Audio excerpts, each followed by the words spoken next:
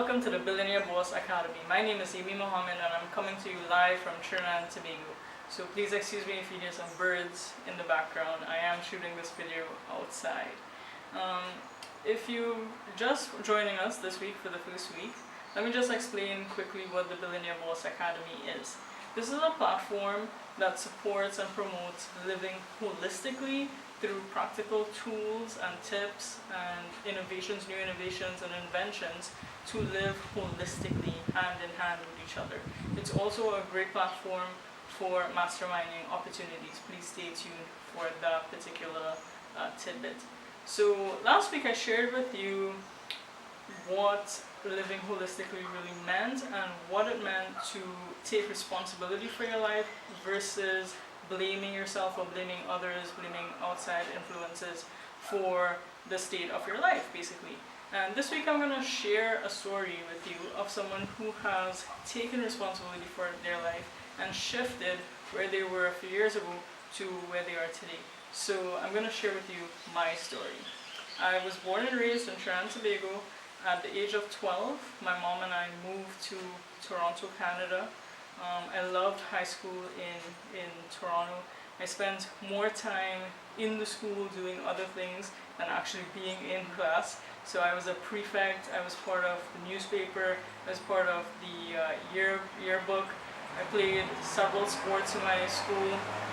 And so I was always in school, always involved in something, but never actually, or I shouldn't say never, but very rarely ever in class where I was supposed to be. And somehow managed to keep my head above water and pass all my classes with a C or above. Class wasn't really a priority to me, even though everybody around me is telling me that I needed to be there. And so after high school, I wanted to write, I wanted to create, I wanted to explore. And so I decided to take a year off and do that. 1 month into this year, my mom decided that was enough. It was time to go back to school for me. And so with her insistence, I went to college and I did a medical and general lab tech program. I started working in the medical field while I was doing the program. And just after the program, I actually scored a job with a very well-renowned medical company, the Canadian Blood Services.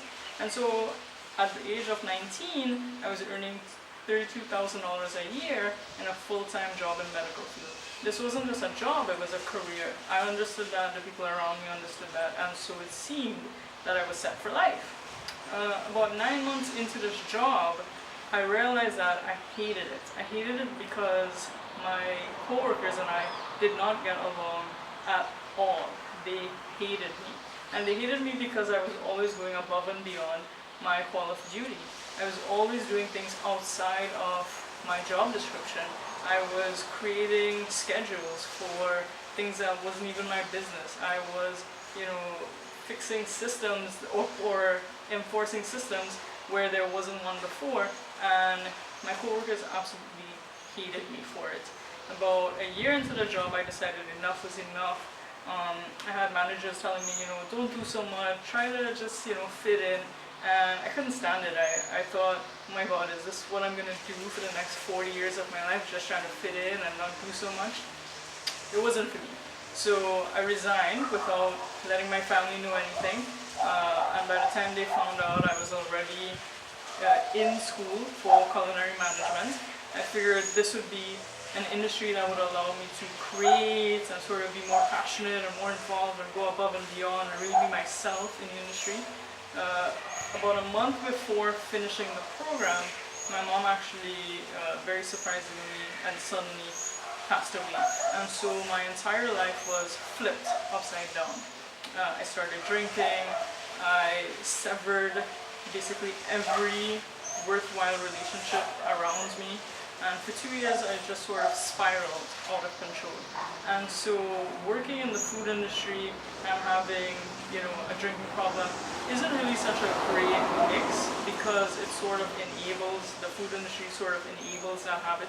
And so near the end of that 2 years, when I decided, like something has got to change, I've ruined basically every good thing in my life, and therefore something has to change or it's going to get worse. I was 22 at the time, and so I came home, I quit my job, I came home to Trinidad for my mom's 2-year anniversary, and under the pretense of being here for my grandparents, I actually decided to move back to Trinidad. They were getting older, they needed someone to drive them around, to help them run the household, that sort of thing. So I figured, yeah, okay, I can do that. That would give me a sense of fulfillment, a sense of purpose. It would give me a really good excuse to be sober as well. And so I moved home out of the pretense of needing to do that for them. And so 4 years later, fast forward to 4 years later, I'm sober. I only have a social drink every now and then, and only when I'm in that right frame of mind. I've recognized that there are two frame of minds that I can drink from. A frame of mind of, oh my god, I need a drink to survive. Or, you know, it's a nice Friday night out, or we're celebrating, and a cold beer, a nice glass of wine is okay. And so there's two completely different point of views to come from at it. And I've recognized that I now have a choice. I now feel like I have a choice of where I come from with choosing or not choosing to drink. And so therefore I have my power back, and so it's not a problem anymore. And so now, fast forward 4 years, I've been in Trinidad almost 4 years. I have several thriving businesses, online businesses. I work from home. I set my schedule how I want to every day. I spend time with my family. I write, I create, I explore. The things that I've been craving to do since I was 17, 18 years old, I finally am able to do it. And I sincerely believe that that is because I have stopped blaming my outside circumstances and started taking responsibility for the way that I'm showing up in my life. When my mom passed away, I gave myself something I called the jackass card. And so I gave myself ideally to just be an idiot about anything and everything in my life. If I didn't like how someone was treating me or what they were trying to tell me, so if they were trying to tell me that I probably shouldn't be drinking that much, or I should get my act together, or I should get out and get a job, another job, I would basically just be an idiot about the situation.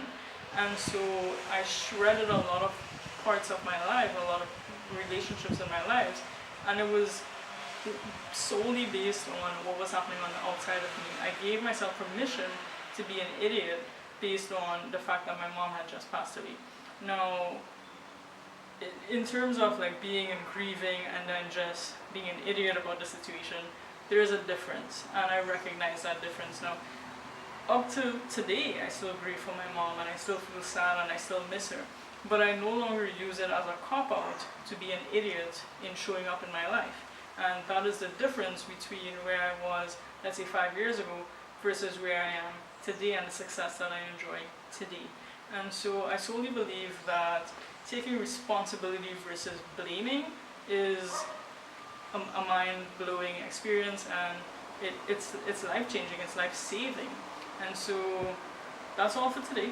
Please stay tuned until next week, where I share actual tips and tools, specific tips and tools, some apps that I use today and have been using for months now to shift from blaming, being in victim mode, to taking full responsibility of my life.